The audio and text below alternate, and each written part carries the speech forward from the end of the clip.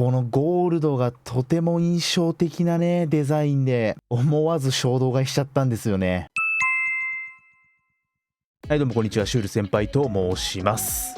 本日5月10日エボジャパン2025、こちらの2日目に行ってまいりまして、自分へのお土産としてパンクワークショップのウルトラボックスエボジャパン2025コラボモデルを購入しましたので、開封してご紹介したいと思います。本当は今回の動画はパンクワークショップの新ボタン3種、こちらの比較をする予定でございましたが、今回購入したウルトラボックスにですね、新ボタンである V1 が搭載されているとのことでございますので、そちらについても見ていければと思っております。こちらのチャンネルではアケコンやパーツを中心としたデバイス情報から自作 DIYの解説まで幅広くお届けしております。アケコン好きであれば後悔ないかと思いますので、チャンネル登録いただけますと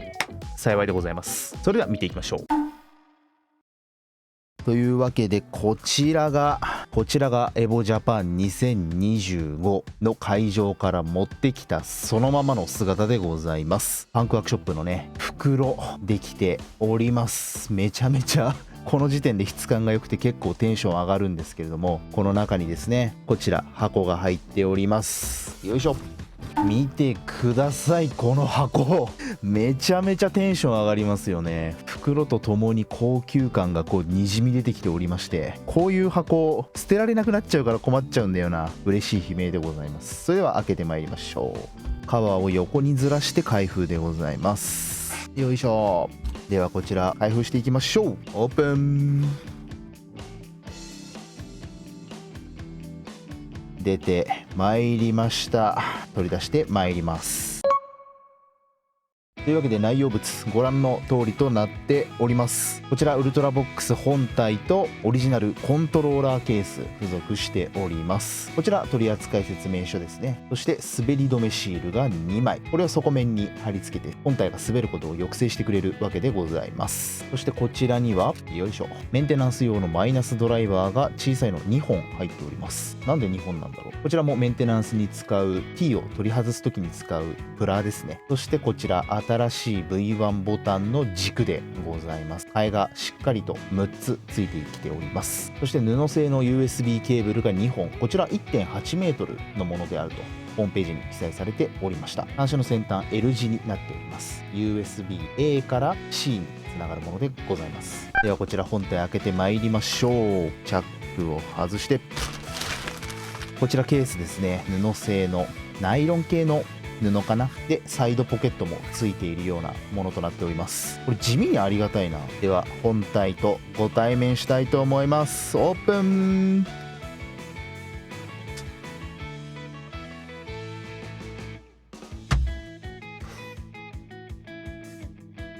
出てまいりました。こちらがパンクワークショップのウルトラボックスエボジャパン2025コラボモデルでございます。かっこいい、マジかっこいいな。こ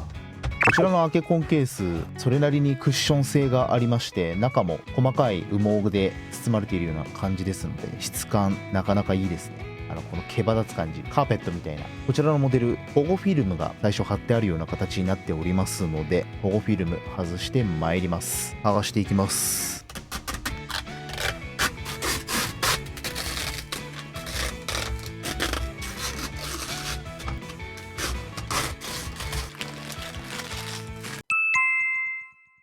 こちらがパンクワークショップさんウルトラボックスエボジャパン2025コラボモデルでございます。見てください、このデザインあまりにもピカピカしすぎて後ろのヒューマンフォールフラットの人形が映ってしまっている状態でございますけれども、このゴールドがとても印象的なねデザインで思わず衝動買いしちゃったんですよね。こちらはボタンの配置はジャンプボタンがここになっているレイアウト D、 自分が持っているクラフトボックスと同じものを購入させていただきました。こちらね簡単にカパッと開けることができまして、基板は PC 用の PKB2040 のモデルで 39,000 円で現地で購入させていただきました。パンクワークショップには3種類のレバーレスアケコンのラインナップがあるんですけれども、パンクワークショップのウルトラボックスはその中で言うと大きさが中間に位置するモデルでございます。薄型であるのに大きさは比較的広めで、薄いながらも膝置きの安定感に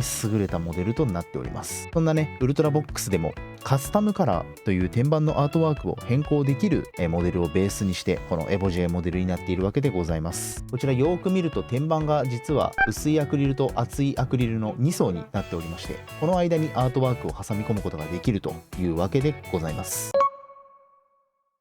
パンクワークショップのレバーレス3種類全て持っているので、ちょっと比較して見ていきたいと思います。はい、こちらが3種類でございます。こちらねウルトラボックスの大きさ自体は幅が約 360mm、 奥行き縦ですね 230mm、 高さが 22mm から 32mm というような大きさになっております。こちら少し古いバージョンですがミニボックスでございます。エボで孫さんと布団ちゃんからサインいただいちゃいました。永久保存版です。大きさは幅が約 300mm、 奥行きが 200mm、 高さは変わらず22mm から 32mm という大きさになっています。重ねてみるとこんな感じ、二回りぐらい大きいのがご確認できるかと思います。それでいて高さは変わらない。こちらがクラフトボックスでございます。レバー筐体を採用したレバーレスでございます。大きさは横幅が 380mm、 奥行きが 225mm、 高さが 60mm あるような形となっております。重ねてみるとこんな感じ。クラフトボックスの方が横幅が少し大きい形でございます。ただ奥行きに関してはウルトラボックスの方が大きいと。こちら2つの違いとしては厚みが一番大きな違いとなってきています。クラフトボックスの方がかなり分厚いようなものとなっています。なのでですねこちら3種類、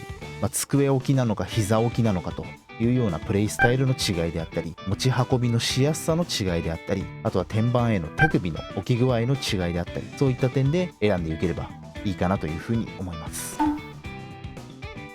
ょっと忘れていたので滑り止めのシールをつけていきたいというふうに思います。繰り返してちょうどね膝に置いた時に太ももが当たる場所につけていきたいなというふうに思います。結構本体の外側かな、このネジを避けてギリギリのところにつけていきたいなというふうに思います。綺麗に貼り付けることができました。これで膝に置いても滑らない。天板かなり広いので、自分身長182センチあるような結構大柄な体型なんですけれども、そんな体型でもしっかりと手首を置くことができるという天板の広さをしております。こちらボタンには新しくなった V1 ボタンが搭載されております。トータルトラベルが 1.5mm、 大加圧が 45g の押し込みが浅いのに軽いというようなものとなっております。こちら別途購入した V1 のボタンでございます。ご覧の通り押し込みがこれだけです。押し込みがたったこれだけ 1.5mm のものでございます。ボタンキャップがマット素材になっていて非常に触り心地が良いです。自分手汗を結構かいてしまうんですけれども、このような状態でも手に引っかかりにくいサラサラとした質感となっております。簡単にボタンを分解してみました。こちらがボタン枠でございます。こちらが中に入っているキースイッチでございます。チェリー MX 系の軸ではございますがオリジナルのものとなっております。ご覧の通り非常に押し込みが浅い、押し込みも非常に滑らかなものとなっております。突っかかりも何もない。こちらがボタンキャップでございます。非常に薄いものとなっております。そして静音リングが装着されているような形となっております。ではこちらを使って簡単にプレイしていきたいと思います。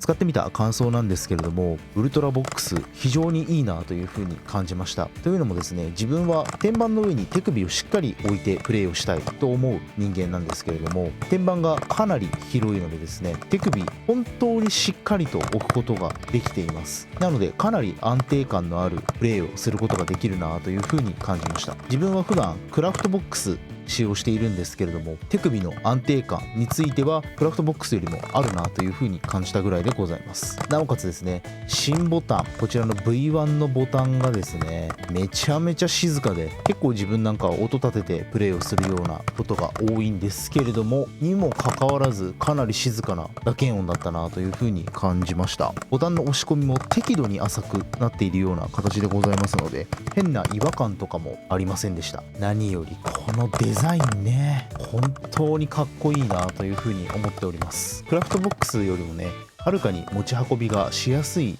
ものとなっておりますので、ボタンの交換等も試していきながらこちら運用することを考えてもいいのかなというふうに思ってしまうぐらいに結構気に入ってしまうものとなりました。マジでデザインかっこよすぎ。ちょっと本題からはそれまして、エボジャパン今年初めて行かせていただいたんですけれども、あのイベント本当にいいイベントですね。もちろん白熱した試合を生で目の前で見ることができる、配信では乗ることのなかった試合を目の前で見ることができる、そういった経験もあるんですけれども、タイミング等をね見計らって画面の向こう側の人たちに話しかけて写真を撮っていただいたり、お話しすることができたり、はたまたサインをいただいたり、非常にありがたい機会をたくさんいただけるイベントだなというふうに思いました。エボジャパン参加して、